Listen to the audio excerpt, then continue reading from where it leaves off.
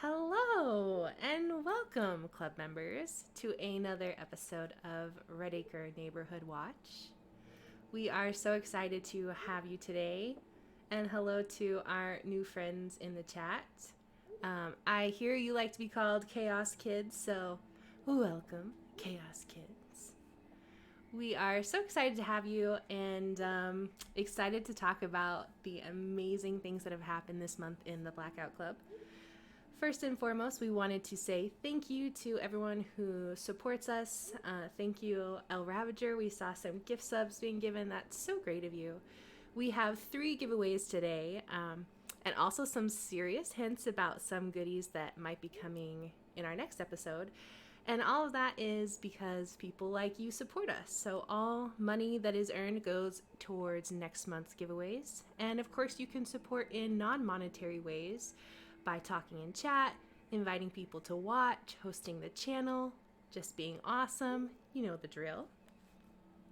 We, of course, also want to plug the Discord. The following lore and speculation in this episode is all gathered using information from the Interaction Archive in the Discord, and also from the Spoilers and Speculation channel. We also release a monthly synopsis that our lorehounds have gathered on all the lore and links to those interactions, and so you can watch out on Twitter for when that will be done in a few days. We also do raid after each show, so a reminder to stick around for that. We try our best to try and raid somebody who is playing TBC that is new to the game or new to the community so that we can welcome them and let them know how grateful we are that they are here. We, of course, sometimes have audio issues, so brief reminder that if any of the sound inputs are too loud or too soft, just let us know in chat. We'll try and get that figured out.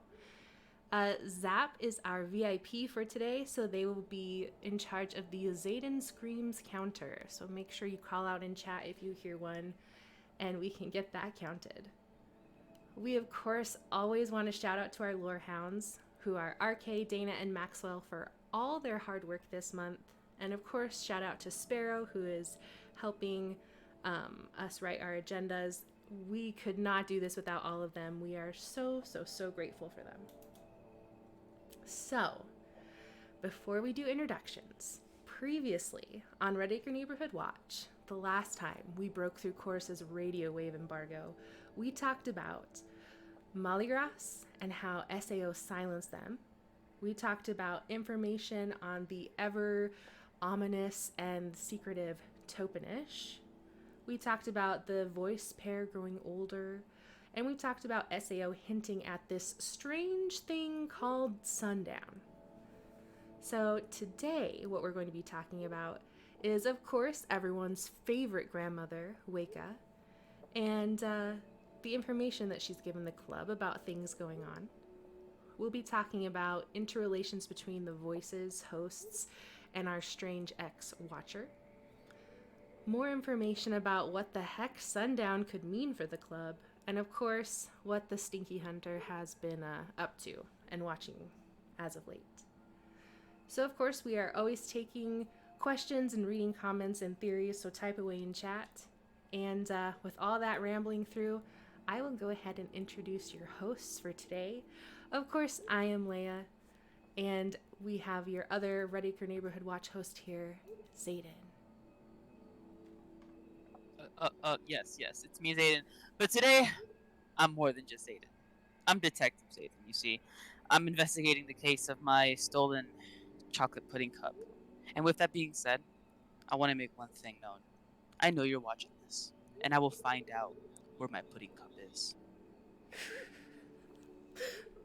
Best of luck to you, Detective Zayden, case of the missing pudding cup. I will find it. I'm sure you will. We also have a wonderful guest here today of Kaylee. Please introduce yourself. Hi. I'm Kaylee. Kaylee Jen, but I mean everybody just calls me Kaylee. Pronouns are she, her, and hers. And last month I actually got to be the rated channel that they rated, which was super duper cool. But I mean, I'm like super honored to be here. I've only been playing the game for like 3 months, so I'm not some like super veteran. Like we joke about that. But anyway, I am one of the founders of the Chaos Kids, and there's a whole bunch of Chaos Kids in chat right now. So we have a community of like fun, nice people that play the Blackout Club. And if anybody's interested, I think Zap or Pog was volunteering to give links and stuff. So anyway, we try to find groups of teams to play on enhanced horror nights. So that everybody has somebody to play with and nobody's out there feeling all alone and lonely, and it's just a super friendly, fun community. So anyway, thank you so much for inviting me. I'm excited. I'm so excited to do this. Heck yes, Yay. we were so like we felt lucky that we found you by rating your channel last time, and I've been in your Discord and seen how positive and awesome your community is, and we are just so excited to show everybody what a great time that you can have, and you don't have to do it alone, which is awesome. Yeah, exactly.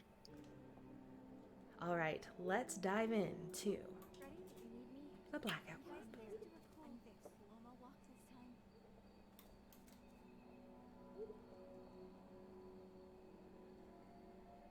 Sorry, I'm still thinking about that pudding cup. So, Weka, seeking to hurt SAO, is not afraid of Hunt the Strong and believes there is nothing more to be taken from her. If Hunt the Strong offered her a bargain, she'd want leverage over him to hold him to his word. She makes no promises not to have dealings with him, however, but also feels she owes the club for helping her. But SAO and their pain is the endgame of every deal she will make, a goal which eclipses all else, be it our pain or hers. And though it sounds, sorry, you have to say. I'm sorry, I didn't want to interrupt you. No, you're fine. I was just gonna say like our pain or others' pain. That's a little scary. A little scary, Grandma. I thought she was supposed to be like, yes, I'll bake you cookies.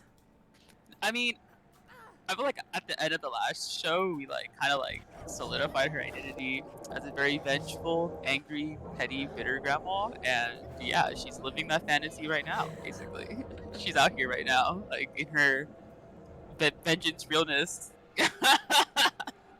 That's fair. I've been part of so many conversations about whether or not we can trust Grandma, and I mean, I feel like we can trust her to do exactly what she says she's going to do, which may not be good for us. I actually agree. Yeah, she seems like a very straightforward character in which I don't think there's any deception going on here. She's very clear about what she wants to do, and she hasn't, at least so far from what I've understood, she hasn't really deceived much. She's just like, she says she's gonna do it, she's gonna do it. So yeah, I believe it. Yeah, it could be bad for us for sure.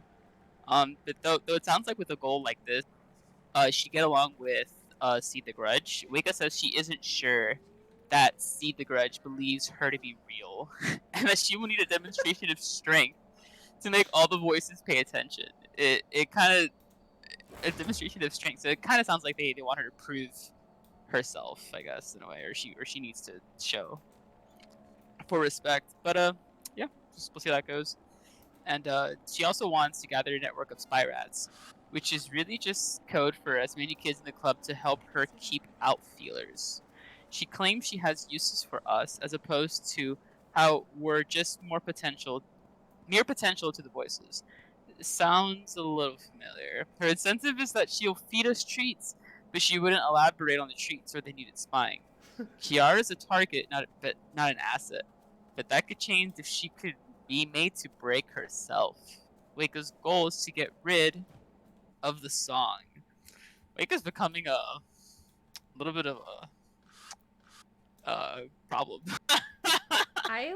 I can respect how power hungry, or maybe power hungry isn't the right word, but Grandma's got ambition, you know what I mean? And like she's like, I'm not even accepted as like a real a real voice yet, and yet she's like, but here's my agenda. Let's go. She's like starved for sure, and like the way that she kind of words like how she wants spy rats is very much how voices kind of talk to you when they're talking to you, sure to get you to join them.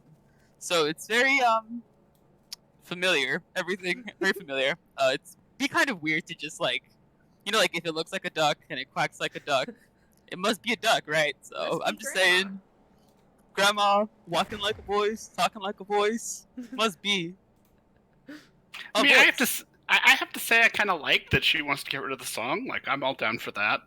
A little nervous about the fact that she doesn't seem to like the Idare, who I'm my kid is a chosen of, and I kind of like. So she definitely worries me. Like with all this talk, and I don't know about this rats and snacks thing. Like, has she even paid the club back for like getting her out of SatCon yet? Like, how do we even know she's gonna like give us stuff that we actually need or want? She's just like taking like that credit, and she's getting deeper and deeper, but we haven't seen any payback. That's such a good Yeah, point. Yeah, exactly. I feel like she's becoming more and more just kind of like any other voice, where they kind of just hold little kiblets in front of you, and they're like, "Come get some," and then you get a little bit, and they're like, "If you want more, then you'll have to keep sacrificing or whatever," and then you end up sacrificing a crap ton to your god by the end of it. You're like, "Holy crap! I sacrificed like 14 mil. What is this? I spent like 900 hours here. What the hell?" You know, like I feel like that's kind of like the angle she is going for. So Void says, "I am sus." Me too. Very Amogus hours. So I'm pretty sure she's a self-report. Just gonna go ahead and vote her out right now. She's self-reporting really hard, honestly. We can't just vote grandma out. Yeah, we can't. But she actually says that there's too few hands to properly play the song to stop the reinforcements of Lucids summoned by SEO. However, she may be able to learn in our steed and wreck damage that way. To play, she says, it needs far more hands than ours. Your idea about these who soon approach, we few. Even your club could not stop it. But if I were to multiply, I wonder what damage could be done. See, so she's kind of not saying like, hey, maybe if I had like a bunch of you guys host me, I could like do something. Yeah, well, you think that, Wicca. You and like every other voice that's spawned out of Red Acre, like the past year and a half now, have thought that same thing, and none of y'all have done anything. Some of y'all have died. So, and I'm not talking about Deidre, she's not really a small voice, but anyway, she was a strong voice. But I digress. I don't know. Wicca's really creepy. Like she totally is becoming more and more, I guess, sounds like to me like a voice, like any other one. I just love how she's like, if you put gas in the car, you could go somewhere. And we're like, yep, that is how it works. And that's what we've been doing with this other voice named TAD, who has yet to figure out how he's going to do that and free us all from the song. But we're still working on it. And now you want us to transfer resources that we're sending to him to you because you think you can do something that he can't, that he's been trying to do since he got put back together before you even became a voice. Like, I mean, like, it's just like, I don't know. Maybe it's different because she's from a Watcher, but I don't know. I think we can confirm that Weka is like a sports car. She like wants to go fast. And the Idare is that gas guzzler that you like hate to fill up because his tank's so big. I mean, you heard it here first on Reddit Neighborhood But Watch. I feel like that's how a lot of young or like fledgling voices start out. Like they want to go fast. Like STG came out and she was like, "I'm ready to like swipe right on half fucking Red Acre right now," like. But that didn't happen particularly, so I don't know. I feel like it's maybe something that the new voices tend to do. They get very hungry or whatever. But I don't know. I mean, we've only seen a couple. Could just be limited to just her. I always like to keep a sense of skepticism. Anyway. See, I don't actually think she's going to be a voice. Yeah, for sure. I think she's kind of acting like one right now. I have a theory. This is just a wild ass theory, but that the whole storyline with Maligras Quiroga, is that her body is now empty of a mind, and Weka could like move in to that empty apartment, Oh. and then she'll just like be alive again and know about the song and be able to like do what she do with hands and ears and teeth and whatever else she said in that one interaction a few weeks ago. Yeah, that makes a lot of sense. Oh Yeah, boy. that's But it's definitely just possible. tinfoil hat theories. Who Yeah, knows what's really going to happen? we love tinfoil here, so yeah. That's like all we wear. We're just covered in tinfoil. Give us So- your theories for sure. Yeah. Absolutely. So I think I'm next. Sweet. Oh my Yeah. goodness. And I briefly had the shape on me, and he's like stomping around. But I guess Leah, you got him. Yeah, he likes the spiciness of me just busting indoors everywhere. All right. So, place between being connected to our roots. Weka says the place between used to be a holy ground, their mountain. However, it was lost to wars and splits. Despite this, the dream still lasts, and everyone is a descendant of song and word. The place between is possibly some part of our deeper subconscious, and we still remember that place and connect to it. And then from an interaction, she said, a holy site upon a mountain. They lost the adversary. Others were born. The tribe fell to warring. The site lost, but the dream endures. In you all humans are by your model. There were other upright apes, but they lacked the binding song. We are all children of word and song. The place between, somewhere in that memory, deep down is whatever came before the sleeping god. So, I mean, that last little bit sounds like she's talking about the proto voice. For sure. The voice that we know almost nothing about that came before SAO. The real OG sleeping god. I mean, and a lot of it we kind of knew already. I thought from SAO interactions For sure. that this was an ancient holy site where SAO and presumably other voices eventually could speak with humans, I guess. Yeah, I think sometimes EH especially likes to like kind of like refresh your memory about things. So this is probably maybe just them kind of bringing it up again, just from a different point of view, or just going like deeper into it. Yeah. Because definitely all this stuff is definitely already known. They're just putting it all together for us. It's nice. Right, and I mean it sort of confirms what SAO has said in the past. Although, since Wake is a watcher, she's also kind of like speaking the party line. But anyway, then there was discussion about what the voice pair does. So Weka says that the voice, meaning the voice pair, isn't meant to necessarily be leaders, but to interpret the song into words. SAO comments as well that the voice is not just a male-female pairing. They've had all combinations through the ages, which I believe right now that one of the voice pair is actually non-binary. I think people have told me that. That's awesome. That's really cool. Yeah, I think the one that's actually named Song. That is really cool. I don't know whether it is confirmed or not, but I would love it to be true, honestly. More representation. Yeah, and I haven't seen the interactions myself. And it's just the stuff I've learned in SAS, which, sometimes is awesome and true, and sometimes turns out to be a lot of tinfoil. Yeah, it does. Crinkle, crinkle, crinkle. We love it.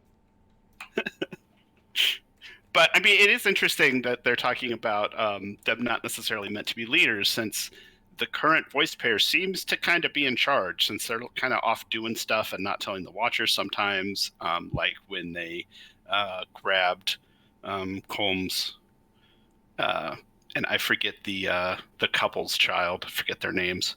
Siobhan and Naeli's child. Yeah. Yes, Siobhan and Naeli. Siobhan. So my understanding is that they went and grabbed her without telling the watchers that was going to happen, or grabbed the baby. Mm-hmm. Yeah, I felt like in this, I guess it's not a reincarnation, but in this iteration of the voice, like there has been a lot of like, can SAO people even trust it? is that pair doing like stuff under everyone else's noses and things like that. So that is interesting to hear, like they're not supposed to be seen as leaders when it does feel like they're top of the hierarchy in this go around. And I do think that when I read that, though, I mean, there is an awful lot of power in being the one that supposedly interprets the song for everybody else. That is true. That still puts you in a pretty big leadership role, because you can pretty much say the song saying whatever you want. That is so true. True, Welcome to our yes, cult but- timing club. I mean, also, I think to an extent there are things that would, like, if the song wasn't being interpreted correctly, I think because there's so much of it already going around, like so much old song, I think people would notice that it's not being interpreted right. But I don't know. The Voice's purpose has always, or like the Voice's goal has always been to decipher as much old tongue as possible, so they can perfect themselves. Themselves being SAO as a whole.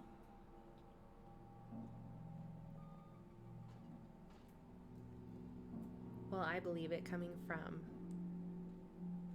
from the SAO enthusiast, Detective Zayden himself. I'm gonna find that pudding cup. I know you're watching this. What flavor was it? It's chocolate. I thought that was gonna be strawberry for a second. It was like chocolate. It was chocolate. Well, speaking of voices and such, and my favorite little puntable child, Kiara, we did find out that TDS was able to find out where Kiara was broadcasting from, thanks to the club. Yes, take a bow, take a bow. And she's got a lot of information, but TDS says that they won't be duped by her again. They were tailing her for a while, but lost her trail, though not before getting some info. They learned that the agents of SAO are calling back or coming back in to watch the anointing/crowning ceremony of the new voice. And like we talked about, they have chosen one of the pair, but are seeking a second amongst kids our age. And Kiara, despite her wishes, was looked over. She was not chosen, which is so sad, but I mean, what did she expect? She's so sassy and precocious. When Waco was asked about what SAO planned to do with bells, we also got some info, which I am definitely about to read to you in my Waco voice that I have been perfecting for a millennium. So, Is it gonna be old lady voice? it cannot be questioned or ridiculed. It is above all. It is above criticism. Yes. I believe it. It is valid. Of Isabella, I know what watchers knew. At night, her parents stood over her bed, preparing her, the old tongue, in tandem. The sounds in her chest she heard. Her eyes, yet asleep, fluttered open. She beheld each phrase unknowing. She was nurtured, pruned, clipped, like their little bonsai tree, yes? I believe she was one of several potentials chosen by the voice for their projects. Perhaps they waited to see if it worked, what would bloom in her. They took her all of the sudden. Decisive is the word. And there you have it. That was In the words of incredible, Weka. Yay! That was awesome. I can't hold down the push to talk button and clap at the same time, but Yeah, me either. I would. So I thought this was like super interesting because, I mean, obviously when you play the prologue and you realize for the first time that, you know, Bells has been set up by her parents and you get that like, oh my gosh feeling. And then it's totally contradicted by the videos that you see of her parents like actually pretending to show emotion and search for her and things like that. Well, I shouldn't say pretending, but you know what I mean. So like a lot of a lot of contradictory information, but then to get this little slice of life of like, no, her parents like did all of this to prepare her, and thinking of like other parents possibly doing that to their kids as well, like that's kind of an insane little slice of info to get. It is. I read that, and it's just ridiculously creepy. It's just another reminder that we are in the middle of a horror story.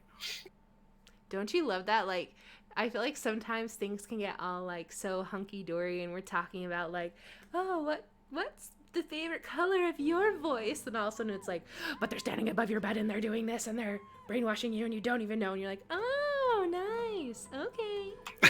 Exactly. Yeah. I always thought it was interesting that the voice never got rid of Isabella, despite them getting rid of any other thing that was like a contingency issue. Like they'll just be like, okay, like let's cut them off, you know? But Isabella, like they'll just never get to imprison her. And I thought it was because of, well, she's a child, so they're showing mercy. But then they you know, the children aren't necessarily always spared in Red Acre, especially if you piss off the shape enough time. It just, you know, it's had enough of your nonsense, you know, and it puts you to bed for realsies. You go in the forever box. So, yeah, and so it could be that maybe she is the, you know, Yeah.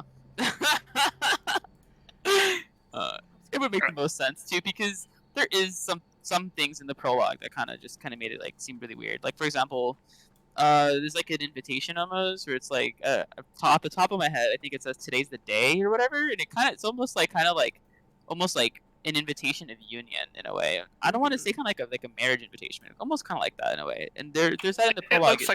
It looks like a wedding invitation for sure. Yeah. Okay, cool. So I'm not completely off from my memory. So yeah. So it, you know, kind of makes a lot of sense, you know, and maybe Kiara was just a red herring the entire time, you know. Pull a good old fast one from the EH team. EH team looking at all reliable deception, like putting two, three things in front of the community at a time. I love it. See, I never actually got the impression that Kiara was going to be part of the voice pair. Like, I didn't get that from the interactions I saw and stuff. I thought she was just, like, super creepy kid. Yeah. I think a lot of it came from the beginning of the game, and then when people started, like, getting the voices, they would take them to certain rooms and ask them about, like, who lived here and stuff like that. And then later we got an update to Red Acre where they added like a lot more detail to people's houses, and then we went through like the community just went through every single house, like deducing and trying to make inferences of who did what. And Kiara's room being decorated in that sort of fashion already kind of painted her as like the voice wannabe candidate and stuff like that. So the idea was kind of implanted to us, I guess subliminally, or I guess straightforward in a way, whatever, from the beginning in a way. So, and then kind of like the idea that Bells would be it was pushed away. Very harsh. Or like kind of just, you know, like, no, not Bells, like look at her, haha, you know. But anyway, it's great. I'm living for it. Clap, 12-10, screaming at the top of my lungs. I would. Hallelujah.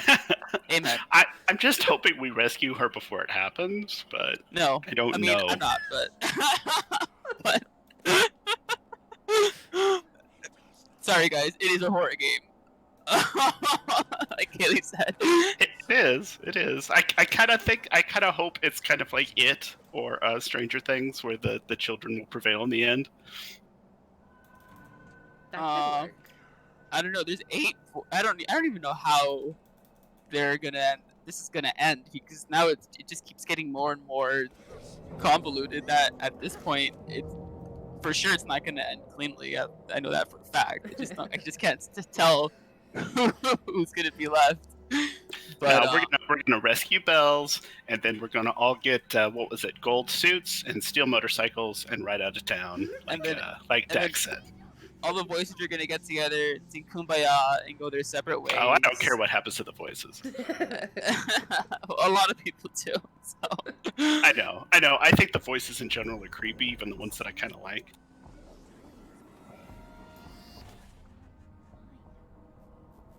And that's why grapple is the most OP weapon in the game. See, because I didn't have anything else besides my grapple, so I just threw it at the shape, and boom, Leia saved me. Money.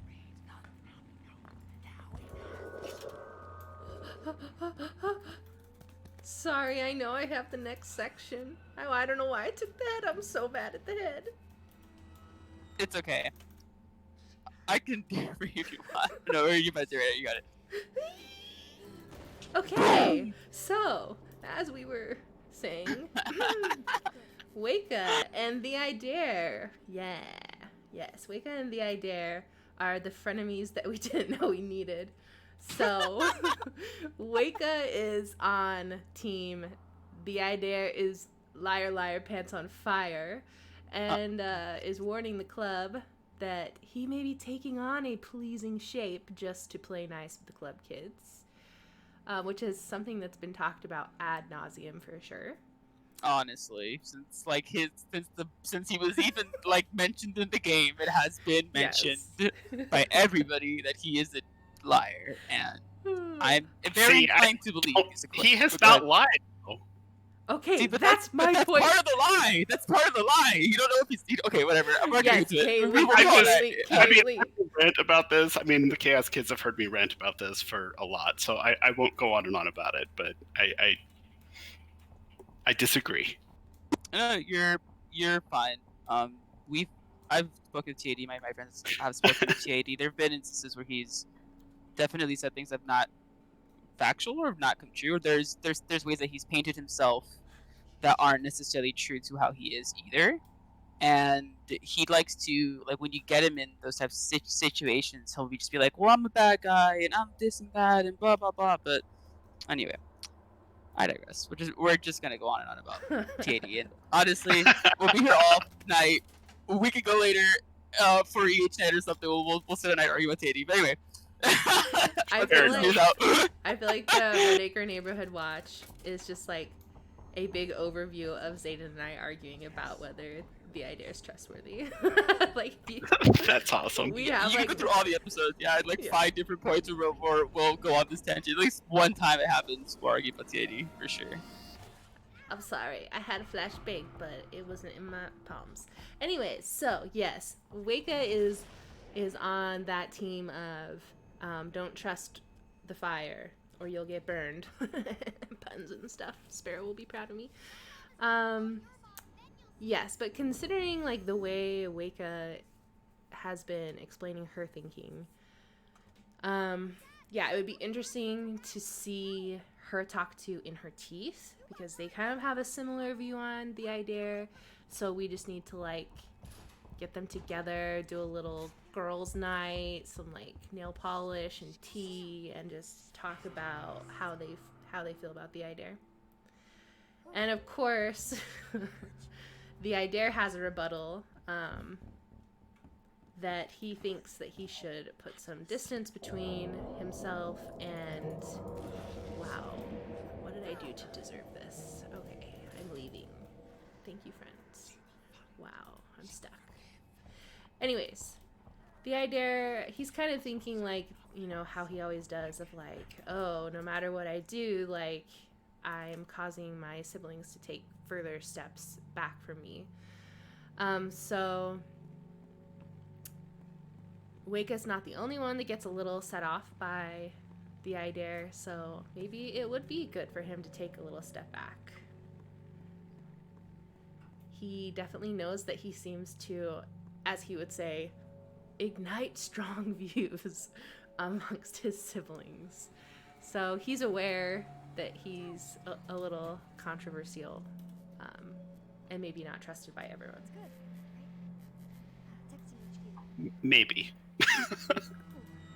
Possibly. No. I mean, it's clear that he's not trusted by like most of them, unfortunately. I guess the pack trusts him to a point. Yeah? Or at least they trust us enough that when we say that we trust him, because I know that was Dance for Us's thing, was like, I think he's an asshole, but if you trust him, like, then maybe. And Die For You is the same way of like, I don't know if I can trust him. Do you think I can trust him? Okay, I'll try it. So I think they are relying on the way that we see him a little bit more than like how they see their perspective, you know, with like having an eternity of a perspective versus our closer perspective might help. Possibly. I mean, I mostly just think he needs to quit being sad boy and cheer up a little bit and like do his thing. Just between that and like the fragment stories, and I mean all his just feeling bad for people, for hosts dying, like he's just, he gets sad a lot. Well, he's done a lot of terrible things. He has a lot to be sad about. Fair enough, but I mean, when you're like the eternal rebel, like you do some horrible things, I guess. I don't know. That's fair. Yeah, and he has to wrestle with that. It's part of his, I guess, things, like, tortured soul. I know, but I'm just like, TID, cheer up, dude, cheer up. Right. He's like the one friend that like can't ever say anything nice about himself, and it's like, no, dude, you gotta let some of that go at some point. Yeah, exactly. I don't know. Oh, we have a stalker. Yeah, we usually get some friendly ones during the show. Yeah. Yep, that's a friendly. Yep, Thank you, friendly. I knew I was being stalked because my sound waves went like crazy, or they went really high. My bad. And I was like, "What the heck is happening?" And yeah.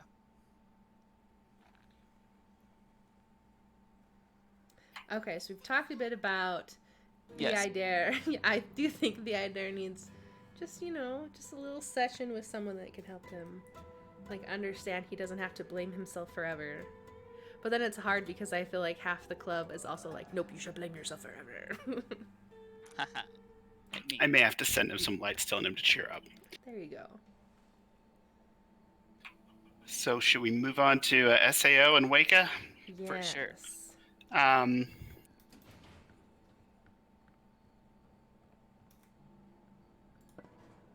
Okay, so let me get outside. So what SAO will do to Waka? SAO getting their mitts on Waka would spell the end of the club's grandma, as they think she is defined by hate and is a thief.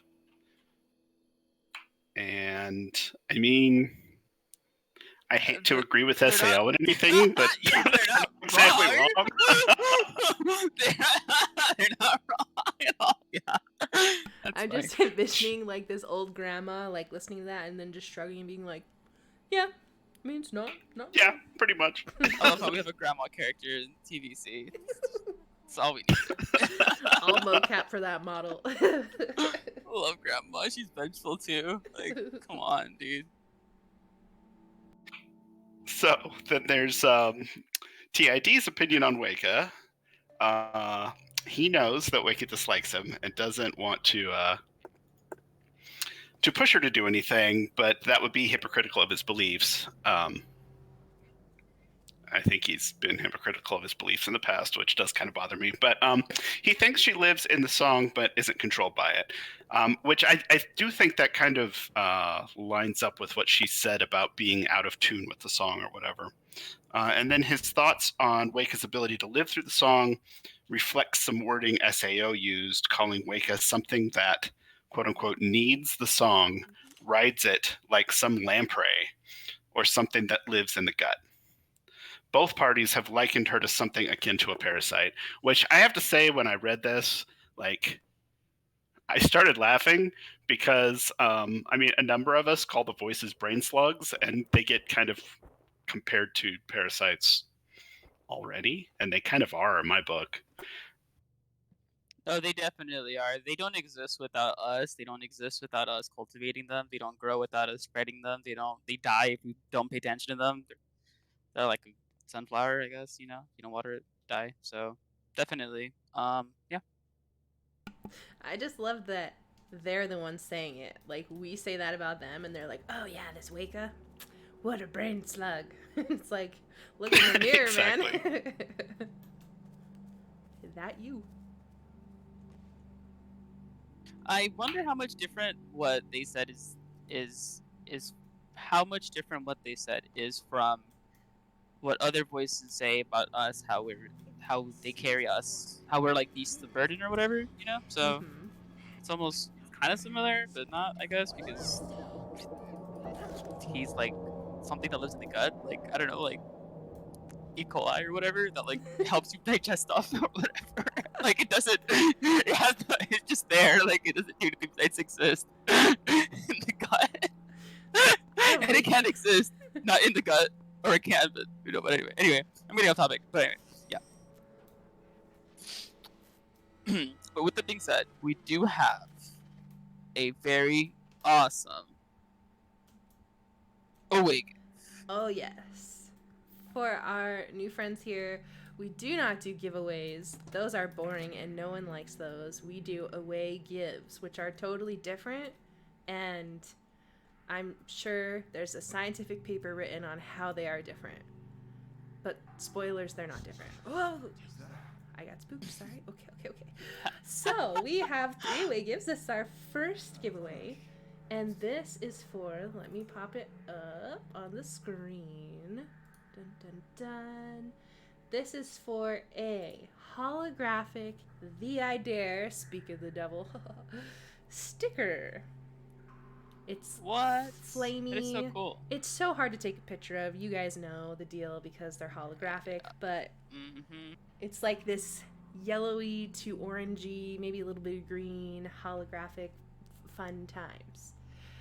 This is a physical item, so if you enter the giveaway, you need to be okay to give your mailing address and have that be okay with a parent or guardian, of course, if that's the case.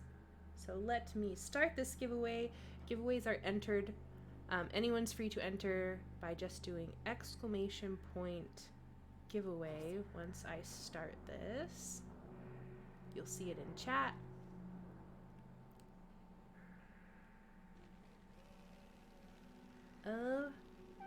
Okay.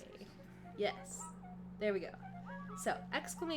giveaway will get you entered for this fun, foily, The I Dare Flame vinyl sticker thing. I'll just untie this person, you know. Since someone is being awesome. Oh, that's you, Zayden. Thank you. My drone do be going beep boop beep beep beep beep. Yeah, he doing the So, beep boops and helping me. yeah, he's pretty okay. Drone's super broken. If I Oh, had never it- mind. Never mind. It's super weak. Don't listen to me. Question. Okay, moving on. Oh yeah, don't nerf the drone. Don't nerf it. My partner recently discovered the drone, and it is pretty amazing for catching stalkers. It is. It's really funny when you catch them. We had one on the show actually one time that was like actually stalking us, and I caught him with the drone. I like stopped him from when they tried to go over the door. It was great. That's great. Those are the best ones. Or like shooting them with the trank. Anyway, yeah, I love drone. Sorry. Yeah, Cole says everyone be running when they hear that beep boop. Yeah. Jordan is like relentless when you're playing stalker because you can't do anything to get like to stop it. I mean, you can throw something at it, right? Or you can touch it too, but like if it's in the air, you can't. You know, it's just you're just running away from this drone as it's chasing you. Some kid is chasing you too. It's the best. All right, our winner for today is El Ravager. Congratulations.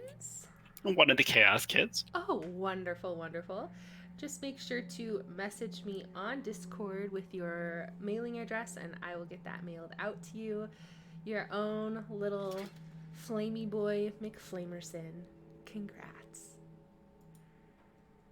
Woohoo! And with that, oh wait, I'm gonna be good. I'm gonna remember to hide it so that you guys don't have to stare at it for 10 minutes until I read chat that is still there. Not that that ever happens. That never happens. But speaking of body language, because that's what we were talking about, I'm sure. We heard a little bit last time about body language, and we have a little bit more this time. So the I Dare said that voices being silent in most places of the world, they tend to rely on body language to identify nearby hosts. And if voices' names are sentimental, that the language could use something like a handshake or a hug to strengthen them. We kind of talked a bit last time when we were bringing up LL about physical affection and what that means to the voices. We talked about how some voices give their host privacy when they're together. Others sit way too close on the front row. We talked about TMC, preferring not to be there at all, finding it super invasive. Some sit way too close to the front row. I'm not saying anything, LL. I'm not Who needs saying to get anything. bonked? That's what I need to know. Who needs to get bonked? So yeah, and we also know that the Dare himself used to promote righteous anger in hosts that he'd use to influence partners. So revolutions of mothers and fathers seeking better worlds for their children. Now he doesn't feel that he belongs between us and wants instead to only offer advice or comfort. He also offers commentary to young players on their choices and affections. Here's my best The Dare voice. I do not judge your kind in love. Your choices are often terrible. But at your age, it is your right. By them, you learn who you are and who deserves you. Good night. Oh my god. Good night. You're welcome. I'm gonna hear that in my next interaction. The good night. Good night. Good night. I mean, I'm not saying that I could be his voice actress, but But Totally. question. My email is on my bio on Twitter, just so you know, which is at Leia Solo. Anyway. And good night. And good night. The immersion. I was there with her in the good night. She took me there. She took me there. Wow, Zayden. I don't know about everyone else, but that felt like a Zayden scream to me. My ears All were right. ringing just a bit. Oh, Zap, hope you're on the ball here. Okay, so TAD has advised some kids who compete to try to do it fairly first. For people like Combe, who came into Red Acre, he wanted to be the best at his art, but he fell prey to his anger. Chase the Sun ushered out the ugly urge to win, no matter the cost, and her finest form was carrying the torch of fair play in the darkest of days. When the pull to cheat was the strongest, when the times are darkest, we can sometimes revert to darkest urges. TAD laments that Colm failed her. Yeah, honestly, TAD laments that Colm failed her. I mean, Colm is the only host, but I guess I don't know. I don't know about putting it all on Colm. I mean, I guess, but I mean, the Hunter kind of the Hunter did very wrinkle brain big play. Like, there's really nothing else he could have done. Like, Right? Colm, yeah, I mean, he fell victim to it, but all the voices, when they approach you, they play into your emotion, for sure. So, it's not anything unique to the Hunter, and I don't know why TD would be caught off guard by that, or say, like, wow, I'm surprised that Colm fell prey, or, I don't know. A lot of us fall prey to our vices without realizing it sometimes, too. Even as players with their interactions, IC or OC. But anyway. I can't believe that. Wait. So the What? Dare is saying that when he's the one that literally was like, got stuck in the dare. He's like, oh, don't look at me. Look at Colm. What? Well, to be fair, it does say laments. Now, I don't know what the Laments. actual interaction said, but It's I mean, true. that's just kind of like, damn, it's too bad that Colm failed her. Yeah. It doesn't Exactly. necessarily have to be like blame as much as like just this sucks, because it does suck. Yeah. He raises Especially, point, yeah. I mean, especially for folks that really would want to follow Chase the Sun, and they can't. I mean, they can, but there's not much reward for that. Shout out to all the dead voice What? followers like me. I mean, not dead. Totally coming back for sure. Uh-huh. For sure, absolutely. This is gonna be a happy ending. I know it.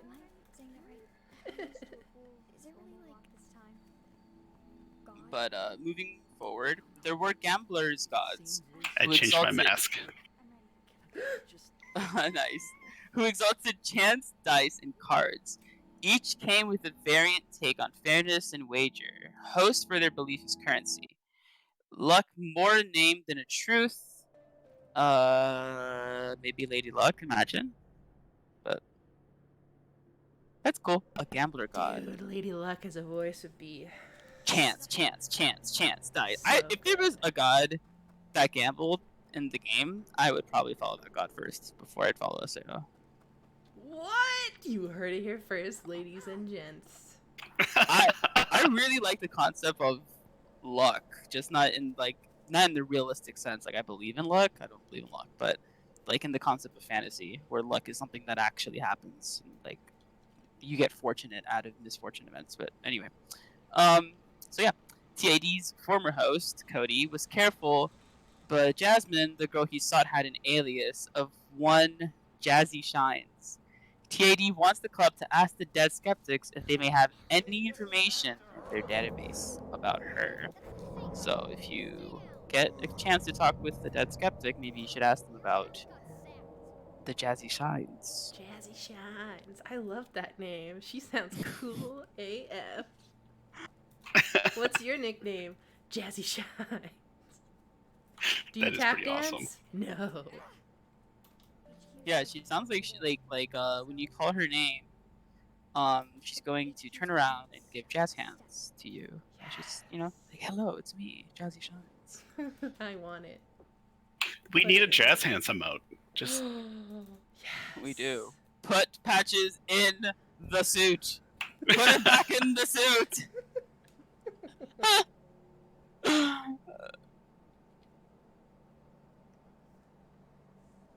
all right. So the Dare symbol in saturation control. The symbol we saw in SatCon from the Dare is old. And this is a the Dare quote here. I can try to do a voice too. Yes. At that time, I was rebellion itself. Angry, always. I have heard of other symbols, but I do not understand them. If the child who enters affects it, the mind makes the rules in there. Perhaps referring to when other players have seen multiple symbols. Do they see what they want to see? Have others seen the same ones? If you hear from a pair or trio who entered and saw the same one, I should like to know. Because then it is more than a dream or a trick of one mind itself. Two dreamers with the same vision. The best evidence of my kind. When lucids are paired, the sleeping god forces a dream shared by both. A saturation test to ensure both minds are theirs. I'm just over here living my best life. I love it so much. I found someone who will do voices with me. Yes. And now I'm going to hear that voice in my next interaction with the idea. Yeah, so well, that's really interesting. I mean, I know I've read people theorizing that the symbols are based on who actually enters SatCon. So it's interesting that the idea is supporting that. I also heard that Colm was putting the symbols in there, but apparently the idea symbol, at least, I don't know. Maybe it's us when we enter SatCon that puts the symbols there. Yeah, maybe. So weird. I would think that SatCon was more controlled by SAO. It's always been referred to us as a place within the mind, but I always thought that it was something that was at least more controlled by SAO. But I think maybe they control the door, perhaps. Maybe not the place, but I don't know. I just know I want to visit there, and I don't think SAO is going to send me because my kid is totally a lost cause. Usually, at least in my experience, when you want to get sent to SatCon, you don't get sent to SatCon. The people who get sent to SatCon are people that have just popped open the game or haven't had that many interactions yet, for the most part, as far as I've seen. Anyone else is usually gets sent. Or you might be playing with someone that might be like new or something. But anyway, um, So then, go ahead. No, go ahead. I was gonna move forward. So then, Colm in SatCon, if ever there were someone with old tongue knowledge, the idea says it would be Colm, who's likely been experimenting in SatCon with it. Colm contacted the club himself at one point in the past, and if that contact was shut down, we should find another. SAO sees Colm as an important resource, and the idea thinks they avoid killing him. I mean, that's nice. He's in there. He seems to have helped out grandmother getting out. So he seems like he's a good resource. I wish some of these characters we had ways of like reaching out to them. Right. I don't even like. How would you even begin? I guess you could ask Waka if she knew how communication worked in there, but I have a feeling she'd be like, "Shut up, you young whippersnapper." Yeah, I think I sent a light to her asking if she knew of any way we could get in contact with Colm, but I mean, I haven't gotten a response. Maybe we just need to fall in more puddles, and eventually one will be his number. Ding dong, Colm in the puddle. Ding dong. There you go.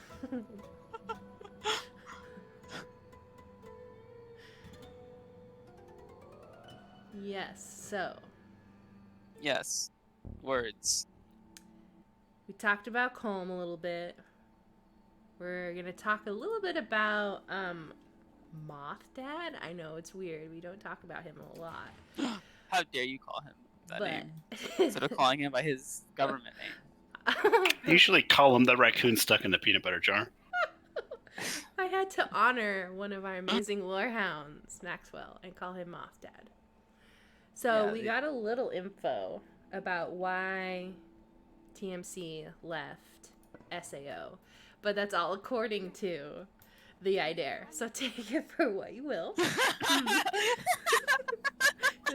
It's like we usually play the telephone game, but now they're playing the telephone game too. It's fun times.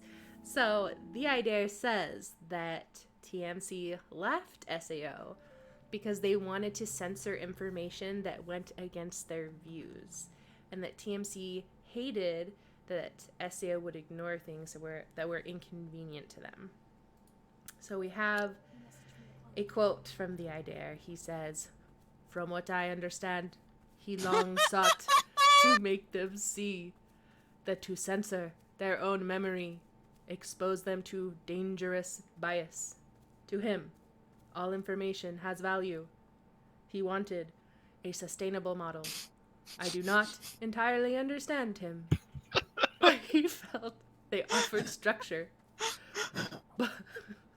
But then, again and again, he saw them blind themselves. It is one thing to contain a secret, for we are made of them, our kind. Voices, belief, secrets.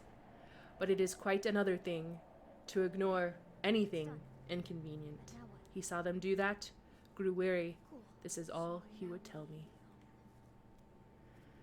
So we got a little slice of life there. I agree with what TID said that TMC told him about why he left SAO, because I have had a lot of interactions with SAO, and they very much do not like it when you tell them things that might not necessarily, like, like when you go to your friend and you don't want them to tell you no about something, you just want them to tell you yes, but then they tell you no, and that's the logical thing, and then they're like, but you really want to do this thing, and you're just like mad at them now, because instead of them agreeing with your really bad idea, they're telling you not to do it now, and you're like really furious that it's a really good idea, so you're just going to go do it anyway, and it turns out being a really bad idea. So I agree with this. This is very good portrayal of what SAO is. They're trying to give him advice, and then so yeah, and he has said in the past that they had, like, they would argue about like the purposes of their tests and stuff like that too. It just sounds like they weren't having a very good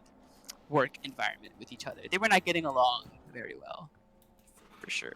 It's almost like SAO even lies to themselves. I think all the voices kind of tend to dilute themselves to a degree, but the voice in particular, I say it's complicated because they're not just a singular person, right? They're multifaceted, so it's hard to just pin it on one particular thing. But the one who I would say takes the most blame would be the voice, because they're the most responsible, right? They're the head of everything. But yeah, I wouldn't say that in character though, because I get smited. But I will hear for sure. Werewolf Dang, says, team, come and smite Zayden right now, please. No, please. I say no, but yeah, I die. TMC wouldn't smite me. TMC probably call me a. He'd probably like look at me and be like, "Oh, you have returned to Monkey, have you not, Zayden?" And I'd be like, "Yeah, dude, totally." Werewolf said that TMC basically just said, I wish to remove myself from this narrative. It's so true. Also, I'm just saying that I did hear Zayden utter the sentence that he agrees with the idea, and I'm pretending like there's a period there, so we can clip that and just be like, there we go. There we go. There was totally a period we got there. him to say it. Yeah, right? There's totally a period there. So, speaking of alliances and such, obviously one of the first alliances was between the Idare and Die For You.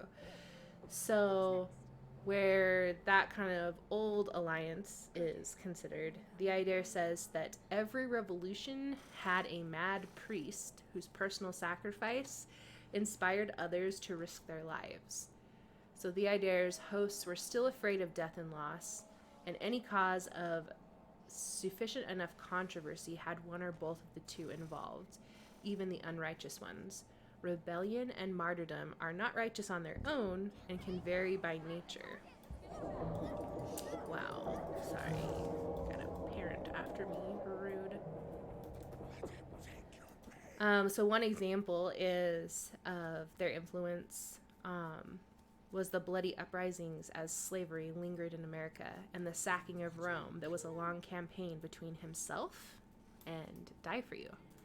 So it's kind of very cool to see like a historical context of voices and not just based in current events in Red Acre. I find that really interesting too, because my kid ended up picking the Idare over Die For You, who's definitely like her second favorite, because of being afraid of death and loss. Like literally, she was like, "Why are you so like obsessed with death? I don't necessarily want to die. I want to like fight this cause and like live." That makes a lot of sense, and will be interesting to see how that dynamic changes with the Idare's changes, especially since it sounds like the idea of rebellion and martyrdom have been so intertwined for so long. Like, I know it's only a change here in Red Acre, but it's still, it would be an interesting dynamic to see when that actually happens. And as I'm being pulled by the ankles, I also want to pull you by the ankles into another away gift. You did not just transition that while being choked out by the shape. Best segue ever. I totally did, which is actually perfect because I have to click buttons now. We have 2 more away gives. This is our second away give. And since we're doing a lot of talk about the Idare and the measure cuts, I think it's only right that we give away dun dun dun buttons and stuff, that we give away this. So this is a small pendant. It could be worn as a necklace if you wanted to do that. It can be hooked onto a keychain, and it has a holographic foil of the Measure Cuts little voice icon on there. This is also a physical item, so make sure that that's okay with you before you enter the giveaway. let me press the buttons as I am having my ankles massaged. And that should open it. Okay, so exclamation point giveaway. This, like I said, this is a resin pendant with a voice icon on top. Yes, I made them. Thanks for asking. And if you're like, whoa, we haven't seen this before, you should definitely tune in next month because we've got some very fun giveaway items of the same nature. 2 seconds. While you enter, I'm going to go search for a bandage to just totally eat and nom on. Yeah, and while she does that, I'll go ahead and talk about the pack trader. TID doesn't think a trader in the pack is realistic, as treason requires a really good motive, right? And he doesn't see one, but he does wonder if Weka is truly in the song, and if rumors from her can be trusted, or if they are a tactic. TID welcomes any firmer evidence of a traitor, but until then doesn't see what SEO can offer. According to Wake Up, Bells didn't specify the traitor. When asked if they were working with the hunter, Wake Up responded, "You Sprouts told me in your conclusions you had come to believe that she is not of the hunter's stripe." Oh wait, I'm a lady, right? Okay, wait, hold on. You Wait. got this. Okay, I got this. Hold on. I got this. All right. You Sprouts told me of your conclusions, and you had come to believe that she is not of the hunter's stripe. So why would she know anything of him? I believe she had information on all, but treachery, that is held closely. That's my best grandma voice. I wish I could be more grandma-y. I love it. Good job. I'll try. That was awesome. Thanks. So, do we have our away give Yes, winner? let's pick a winner. Drum roll, please. You know I'm waiting for that, Zayden. Sorry, okay. My brain was lacking. Yes. The winner is Surprise is Mum. Surprise. Another Chaos Kid. Oh, nice. Congratulations. Make sure to message me on the Discord with your mailing info. I will get that to you. I do have some like necklace cording if you would prefer that. I don't have any like keychain hooks, unfortunately. But if you want string to go with it, I can give you string. I don't know where I was going with that. I'm sorry. It's getting late. Okay. Thank you. I will now take this off your screen and pass the mic over to our wonderful Kaylee. Wait, there's a mic? Oh, right. Oh, here. Go long. Let's Go. run from the shit. Go on. She's gonna Hail Mary the mic down Hawaii. There we go. Just sleeping. I'm gonna get shaved. I'm trying to get this sleeping. And I person, did, but on a roof. All right. It's okay. So, I'll get you. speaking of the shape, as I just gave him a hug, the Idare says that the shape was made or at least used by SAO because they realized other voices' influence spread, and they needed something immune to the Idare's gift of the word. They needed a tool governed only by the song. That lines up with what we've learned about the shape. It's interesting. The Idare's like remembered some stuff about that, I guess. Honestly, it's amazing that he remembers anything because I feel like for 10 years he's been like, oh, my memories are so lost. Yeah, exactly. Yeah. It's interesting too because we got some little info from Null that like we're not going to learn too much more about the shape because they want to keep him scary, which makes perfect sense. One time I asked so many questions to SEO about the shape, like in like different interactions, that they like literally told me never like stop asking, please. Like in their best, most nicest way. SEO knows how to be nice. So you got purged. No, they were just like, please, like, no more questions. Like, seriously, like, we cannot answer anymore. Like, I was asking, like, everything, and they were just like, dude, like, we literally can't tell you. Like, we literally can't. We're, like, not able to. It does not, the song does not allow us to. We're not programmed to talk about this. Like, they just went on. Gotcha. So we might be going to bed tonight, guys, all of us. Oh, no, we are. See? Okay, so my friend Werewolf Cowgirl says that anytime. Oh, and I just crashed also. It's okay. Anytime I don't wear my The I Dare mask, the mission goes sideways. So I'm going to take responsibility for that one. To be completely honest, the map gave us very difficult spawn, but the game is programmed to continually get more difficult as you don't get shaped. So, Dude, it I was will, No, like, it eventually try and- was clearly my fault just because I wore the wrong mask, but I do like Dance for Us. I was It's just not your running my mouth and then turned around and saw both of you shaped and was like, oh. Oh. Honestly, I got greedy with the shapes path thing. I was like, no, I can totally juke him out. And then he like took this path, and I was like, what? And then I was asleep, and I was like, okay, whatever. I go to bed. So anyway, Okay, continuing I'm on. ready for an invite again, but continuing on. Yeah. We used to know Old Tongue. The I Dare remarks that everyone used to be versed in Old Tongue, and it was very scalable. However, being in the town was seen to help people get more connected to Old Tongue again, to prime kids to be receptive to the song. Those who are outside the song might be resistant to it, as it would be drowned by outside noise of voices devouring each other. Yes. That was just a short little thing. Yeah, that's interesting.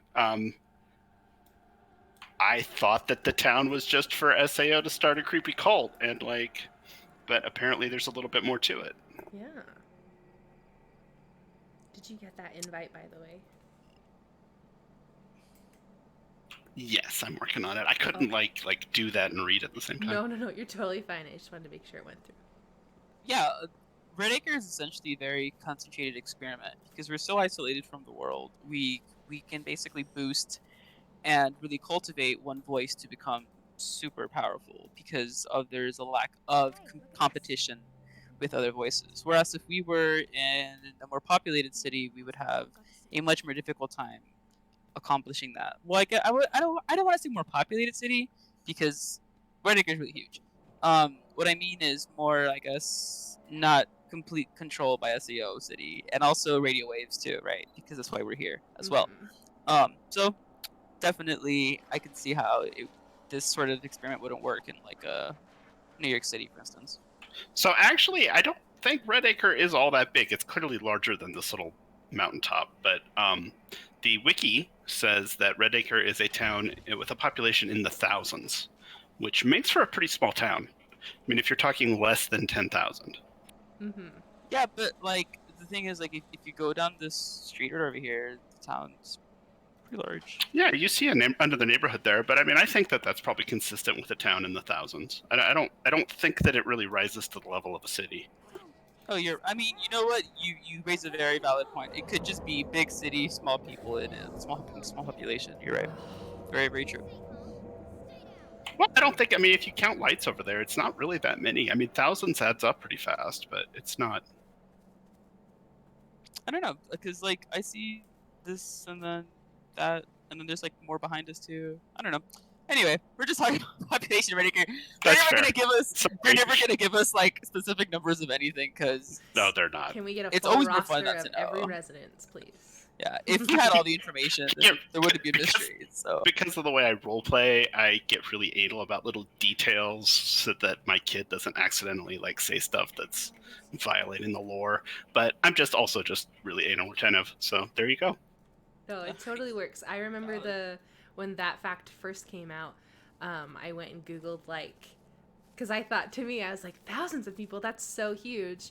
And I grew up in a very, very small, it wasn't even a town, it was just a township. So I was like, I wonder, how many times bigger Red Acre is from that town I grew up in. And then when I Googled it, there were a couple of thousand people living in the town. So I was like, oh, it literally is, the size of my township, where You know, it was super small. It was just like a few streets. Everyone knew everybody. But, like, bodies just add up fast. Yes, they do, especially when I'm out running around in the town with trank darts. Yes. Put those down. But anyway, Yes. So, speaking Leia of... does have that Sundown info. Everyone's been asking about it in chat. Yeah, speaking of... I was going to do a cool kid thing. What was it? Sun's out, buns out. Speaking of that, we're not doing that. We're doing Sundown. Buns down. Or something. Fun town. Yes. Yes. Sundown, fun town, question mark? So, heads up to you faithful eyes out there.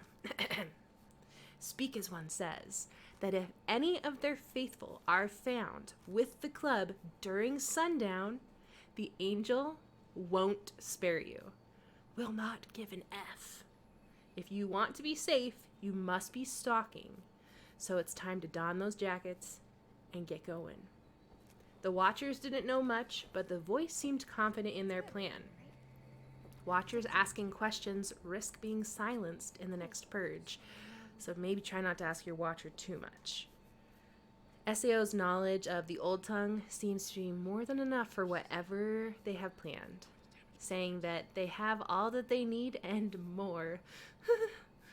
Watchers have also commented that the club will regret feeding that thing, leaving us to speculate that maybe that they're talking about Waka. What the heck? Hype. Do you know what that means? I mean, it's kind of dark to be hype about an SAO murder spree, but anyway. When Waka was asked about SAO going on a murder spree and killing a bunch of kids, Waka mentioned she thinks it's more about switching out a new voice pair. Dead bodies aren't of use to them, and they're not prone to self-harm. During a purge session, SAO expressed their policy on those who might leave due to their recent actions. If they fear judgment, let them go. Yeah, that's very much SAO. The truly faithful will never falter. They don't care. They could care less. SAO didn't even anticipate that they would get even any kids to go with them from the club, so I think they don't care if they even have kid hosts or if they did not have them, because clearly they're well off without them so far. But it's funny how we started like doing little pranks on SAO, and it's just snowballed into like life and death situations and stuff like that. And at first it was just like, haha, I'm clogging their stuff with foam. Teehee, I'm putting up posters that like, you know, like say like come Snapchat me and stuff like that, you know, like Lamau, like and now it's like it's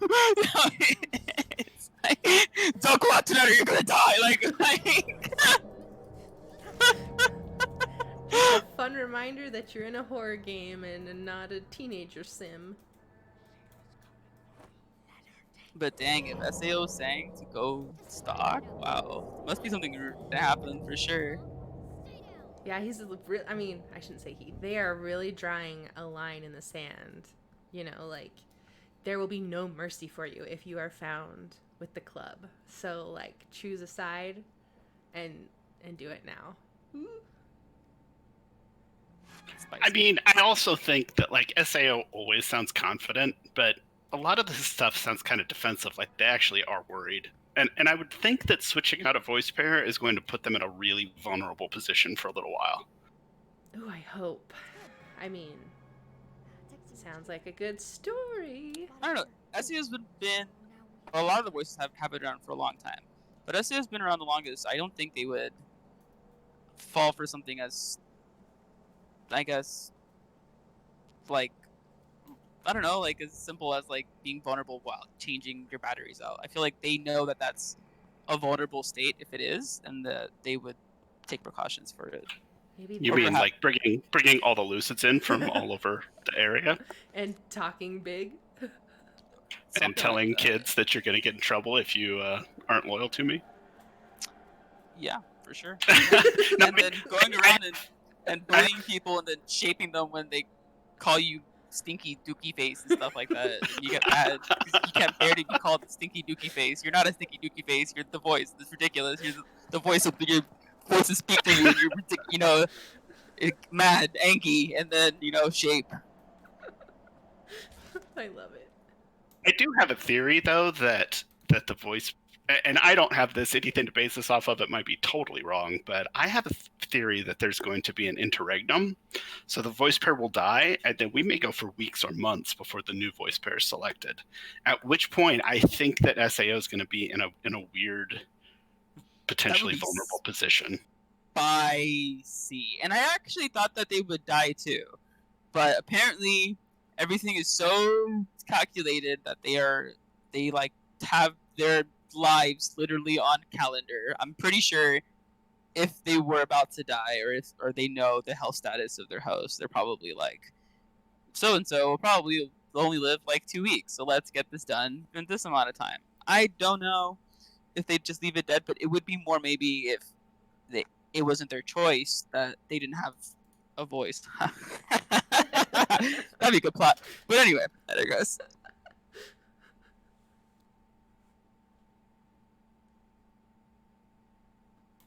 I'm coming. But, Oh, I'm falling off the cliff.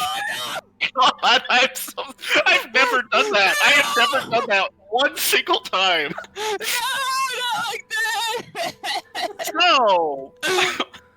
How am I gonna explain that to her parents? No. I got caught by the shape. Oh no, you left me. Oh We no. were both in the cave. Yeah, we were standing at the cave. Oh my god. I'm like forever in the song now. Oh hey, here I am. Someone says, I honestly believe that That's hilarious. HTS is going to replace SAO's main bad guy at some point.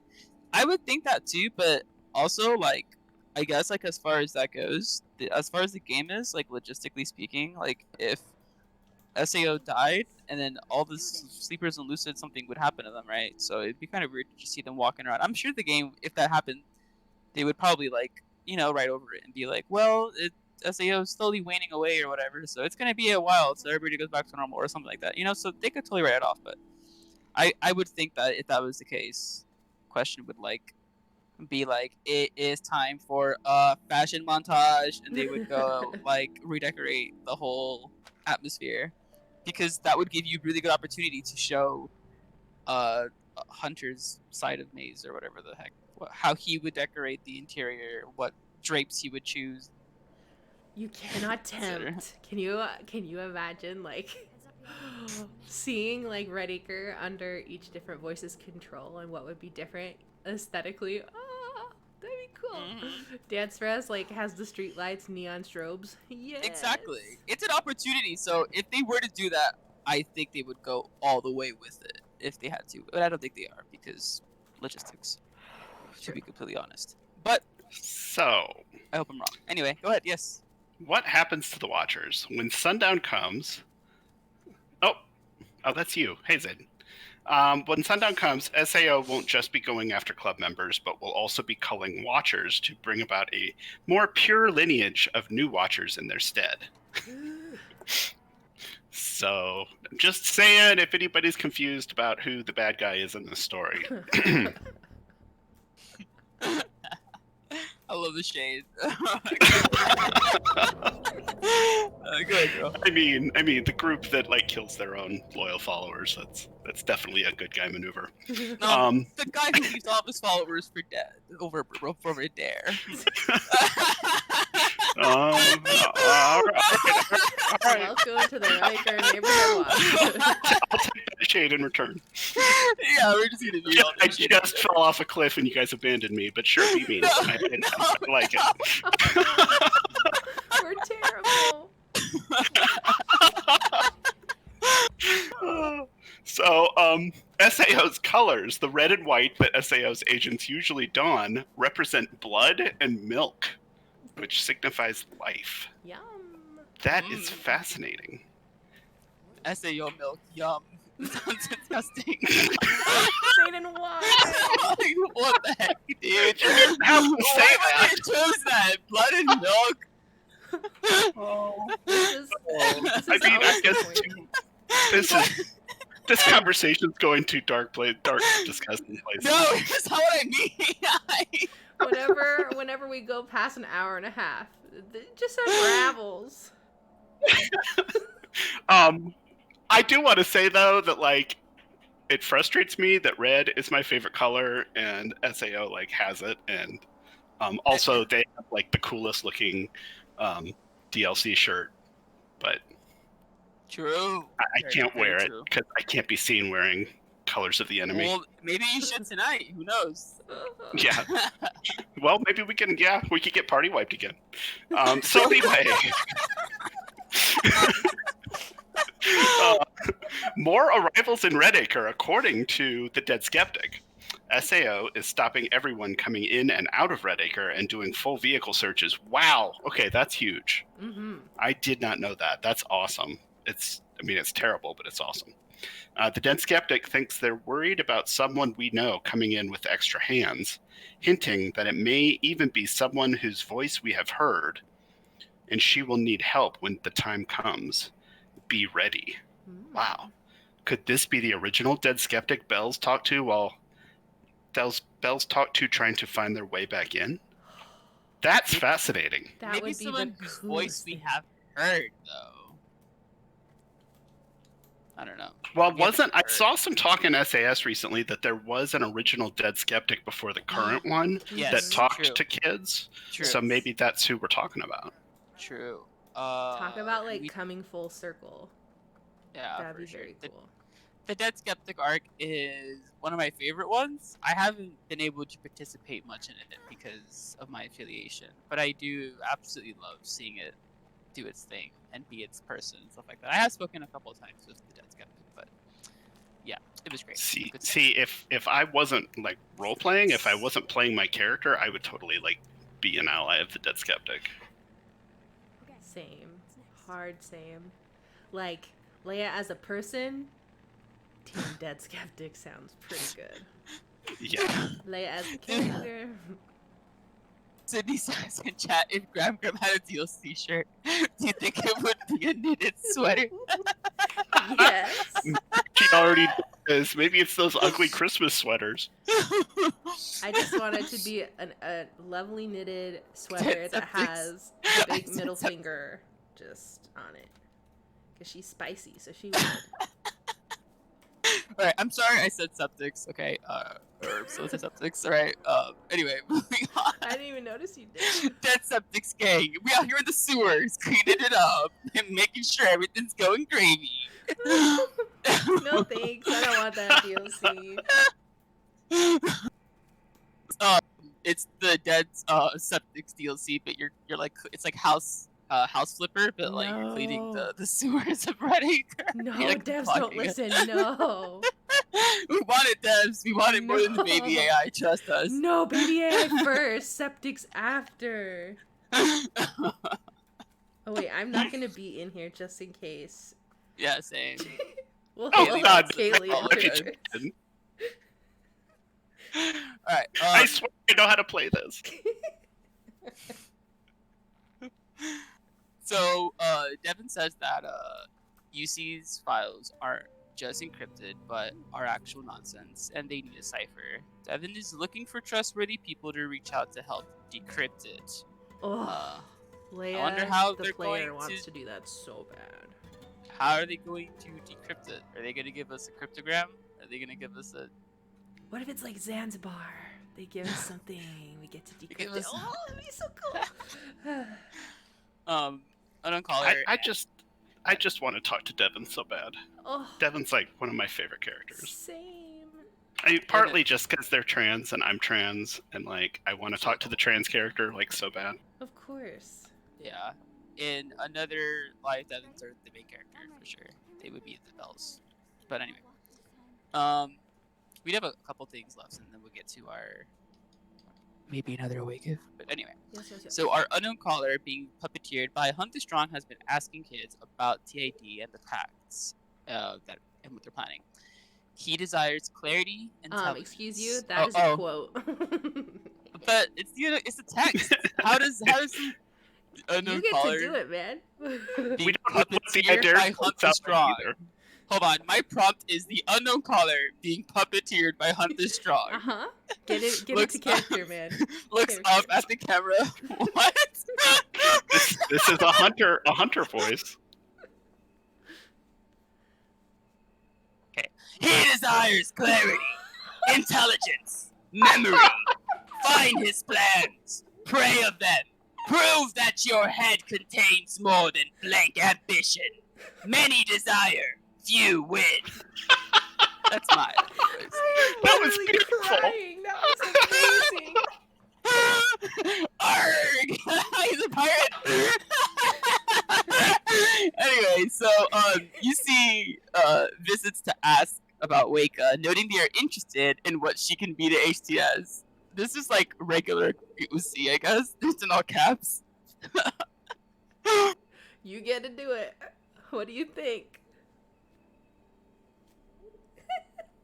Uh, My cheeks hurt. I don't know how to do this last one. Maybe This because unknown caller, isn't he like kind of a nerdy conspiracy theorist? Yeah, okay. Tell him of the corrupted watcher! Tell him! How was it wrong? The feasting god must know his prey, or his predators! Yeah. I tried to do it like, he was like freaked out or whatever, but anyway. Anyway, so we have our last awaken as well. After all that very stressful voice acting, I'm sweating, and now I have to go meditate for a little bit to restabilize my heartbeat. We appreciate you so much. Definitely. For our last giveaway of our episode here, we have the I Dare Flamey Boy resin pendant. Similar to the TMC, it can be a necklace, it can be a keychain, it can be anything you want it to be. It is like a purpley blue green sparkly resin with a orangey yellow holographic the I Dare icon, which equals just terrible to photograph. Just absolutely terrible. So that is kind of what it maybe possibly looks like. Probably cooler. So, Dang, Leia, ever since you got that resin, you've been busy, huh? you know me, I like making cool stuff, and so there may be Great. more of it coming next month. Just saying. I totally want that. Thank you.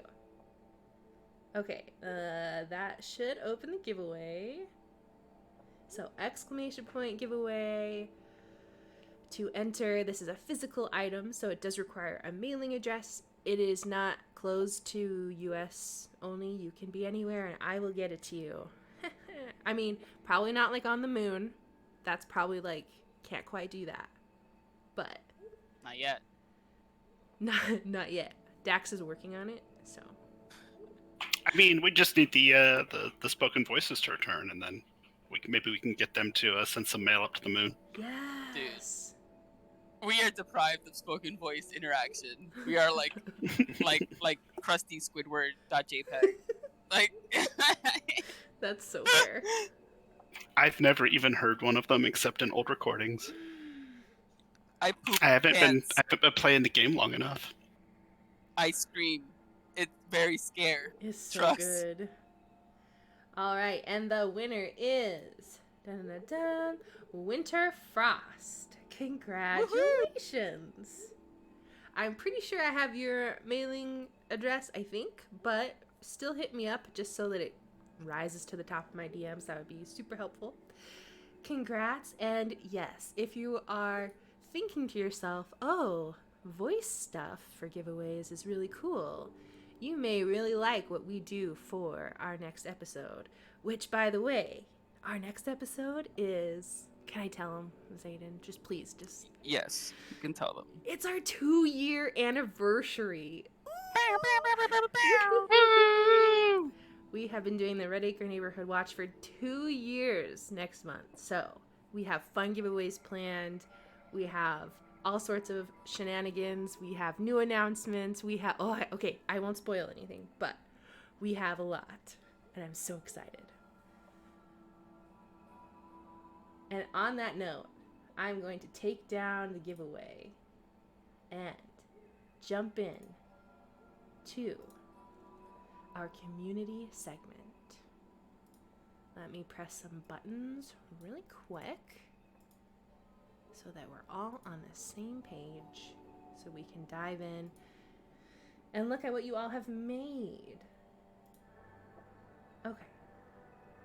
Yes, it is art time.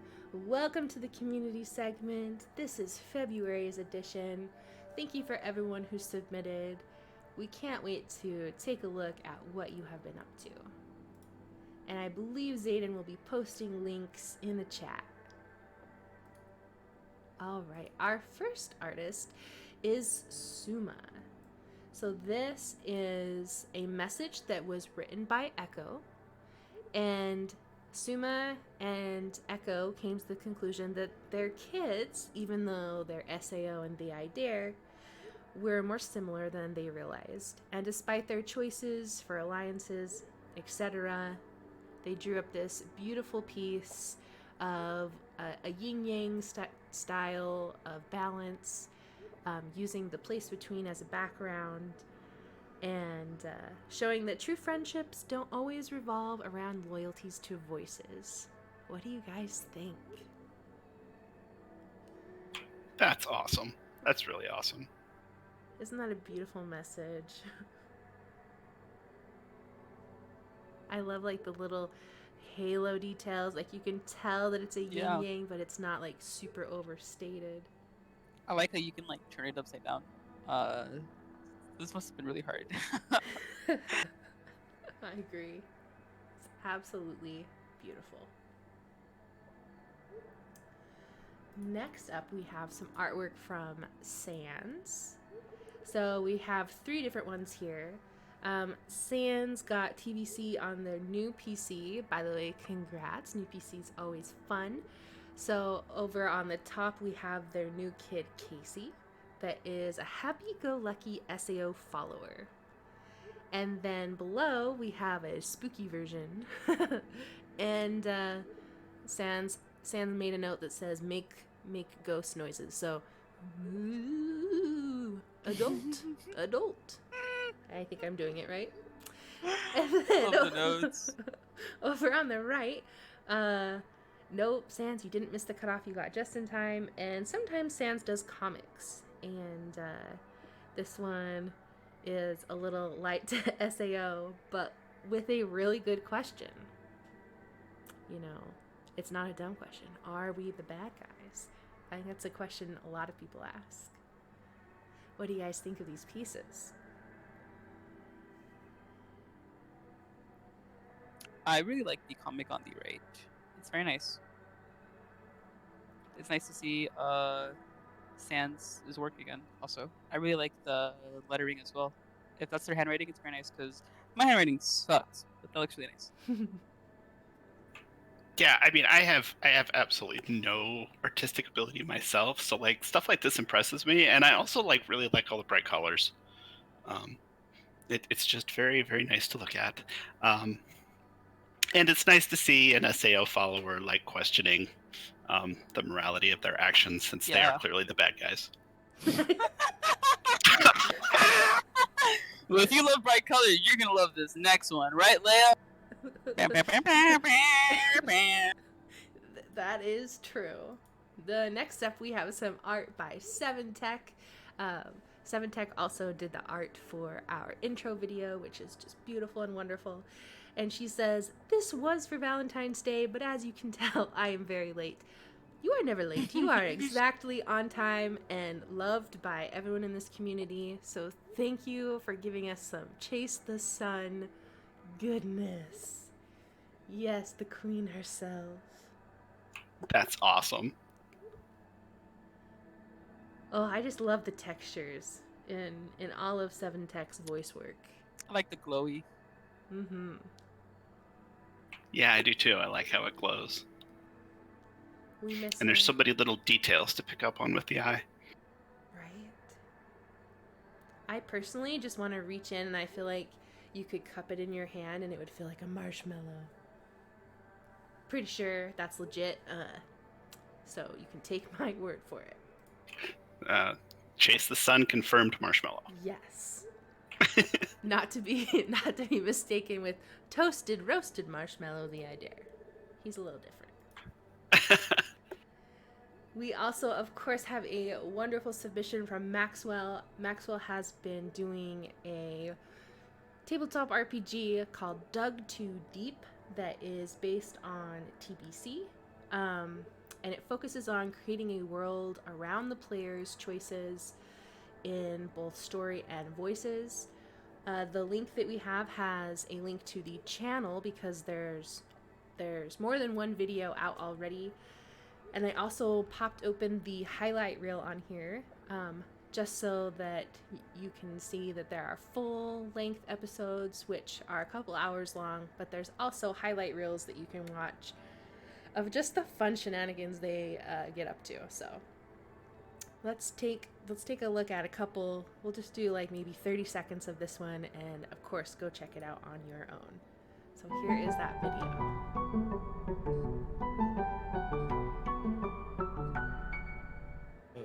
You kind of hear a bunch of rustling in the trees, and Tim steps through them whistling a little tune, looks at you all, gives a wave and goes, "What up, Breakfast Club?" Kind of looks at the sky. I guess dinner club? And that's kind of an encapsulation of what you hear is a bunch of fun roleplay, a ton of laughs, some brilliant ideas. So definitely check them out. There are a lot of artists and musicians that are also contributing to some really cool videos and art if you haven't seen in fan creations. So at this time, they aren't accepting new players, but if you are interested in being a player, then definitely DM Maxwell, and he will put you on some type of waiting list or let you know once some spots have opened up. I was super envious when Zap told me about this, and they're part of it and made like an awesome song, and this just sounds like a super fun, cool game. I was also very envious when I saw this, when I saw the art and then heard the music and was just like, True. Thankfully, they are putting it up so that we all can experience it, which we are very Absolutely. grateful for. We also have some art. Whoops, wrong button. Sorry, my friends. There we go. We have some art from Winterfrost. This is a custom-made or a fan-made voice called Dances with Wolves. They've done a bunch of writing on here to talk about what they see this voice that they made as and a doodle of it. And it's kind of a two-in-one because the next slide has some really cool artwork that Winterfrost has commissioned of their fan-made voice, Dances with Wolves. So it's kind of a two-in-one. Here we have a description of the voice, which goes super in-depth, talks about like, you know, how or who this voice is in relation to the voices that we know. Talks about like what their representation is, what their personality is like, how they're kind of this calm, collected voice that is a bit of a teacher, explains things in details, and kind of honestly sounds like the voice of reason that is missing from a lot of the voices that we have.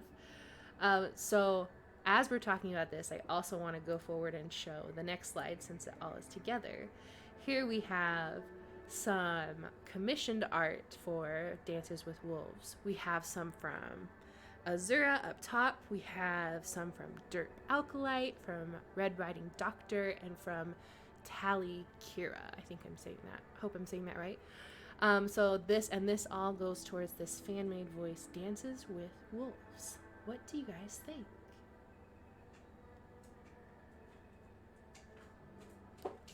Well, that's a great concept. It hadn't really occurred to me to like make up a voice like out of thin air. That's a really cool, creative thing to do. Since they kind of set up a nice framework in the Blackout Club to talk about this concept of voices and everything. It's pretty cool, and the art is fantastic. Yeah. You definitely. I don't don't know how much you had to pay for this, but you definitely got your money's worth, I'd argue. For sure. She got like 4 different looks. Mm-hmm. That's nice. Yeah, so I have a little bit on each one, I believe. I'm scrolling really quick.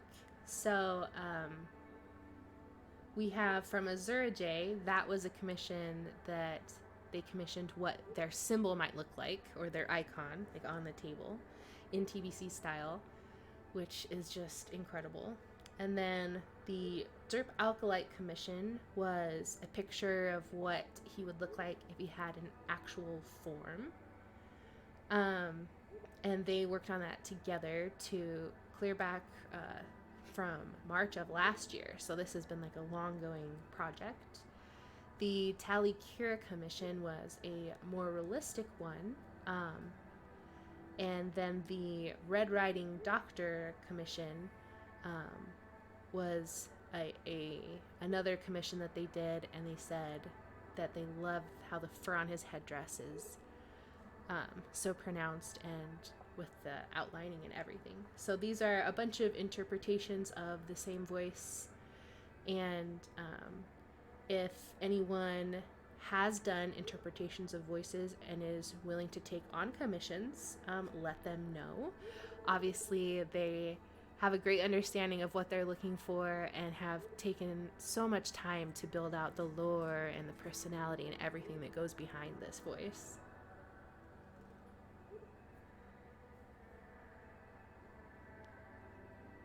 I agree, he does look so cool. Winter says, I wanted to make a voice different from the others and we didn't have, and after hearing the lore in this stream, you're gonna keep working on him. Awesome. I like how it started with like their sketch, and their sketch is kind of like, you know, like a little sketch, and it's cute, and then they came out to this like badass. Yeah. Right? Like, it's cool. I just love that it's been like, you know, sometimes you have ideas that are spur of the moment and they're a burst idea and they come and go, and that's fine. But like it really, you can really tell, and it really shows like how long this idea has been worked on and how much thought has been put into it. It's great. Thank you for sharing that with us, Winter. And then, of course, if you are an artist or a writer, or you like to take screenshots in game, or you start an awesome Discord community and you want to get people into groups, or anything that you do that's TVC community related, you are more than welcome to submit to be featured next month on Red Acre Neighborhood Watch. We have our submission form in our Twitch panels and in our Twitter bio. We absolutely love showing off the things that you do and the things that you create, and just showing all the talent that's in our community, because it's massive. You guys blow us away every month.